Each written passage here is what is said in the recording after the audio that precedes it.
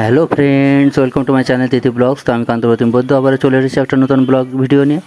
তো ব্লগের প্রথমে আশা করি তোমরা সবাই ভালো আছো, সুস্থ আছো, সুন্দর আছো। আর আমার ভিডিওর থাম্বনেইল এবং ছবি দেখে তোমরা অবশ্যই বুঝতে পেরেছো ভিডিওটা কী বিষয় হতে চলেছে। আজকের video fish cutting, cleaning and freezing. তো তোমরা সঙ্গে থাকো, দেখতে থাকো। আমি মাছ কিনেছি এবং সেই মাছটা কাটবো এবং পরিষ্কার করাবো, তারপর সেটা বরফজাত করব। তো কিভাবে কি করছি তোমরা সঙ্গে থাকো, দেখতে থাকো।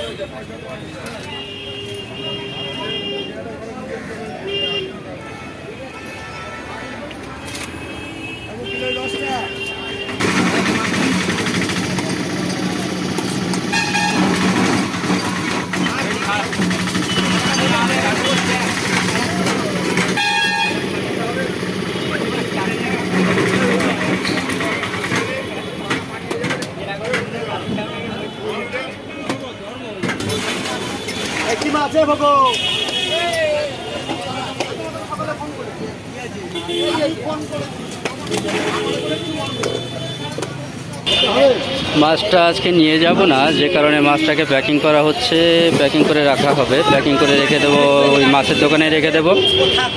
তো মাছের দোকানে রেখে কালকে মাছটাকে নিয়ে যাব আমরা। তো সেই জন্য বরফ দিয়ে প্যাকিং করা হচ্ছে। দেখুন, আগে এক বস্তা বরফ দেওয়া হচ্ছে, বরফ দিয়ে তারপর প্যাকিং করা হবে।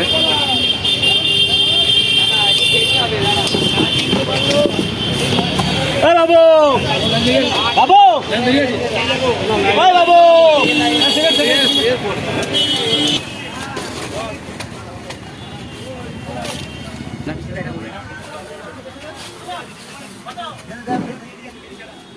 বেশি করে দাও।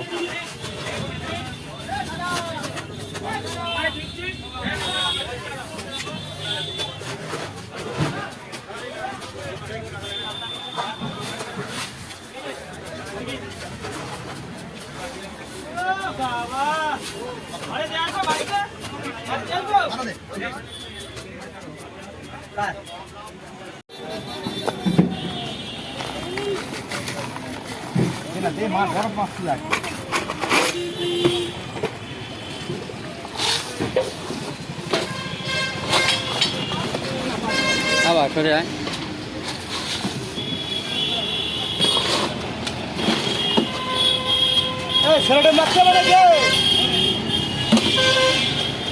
হ্যাঁ, টেপ না মারলে কি করে হবে?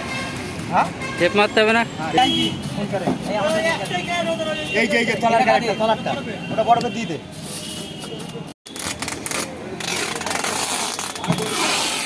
ভালো করে দিয়ে দেন যাতে আর না বেরোয়। তো বন্ধুরা, এই ছিল আজকের আমার ভিডিওর অংশ। তো মাছটা কীভাবে প্যাকিং করলাম, প্যাকিং করা হলো দেখতেই পেলে। তো আমার ভিডিওটা ভালো লাগলে লাইক, কমেন্ট, শেয়ার এবং সাবস্ক্রাইব করে আমার পাশে থেকো, সঙ্গে থেকো। Tata, by.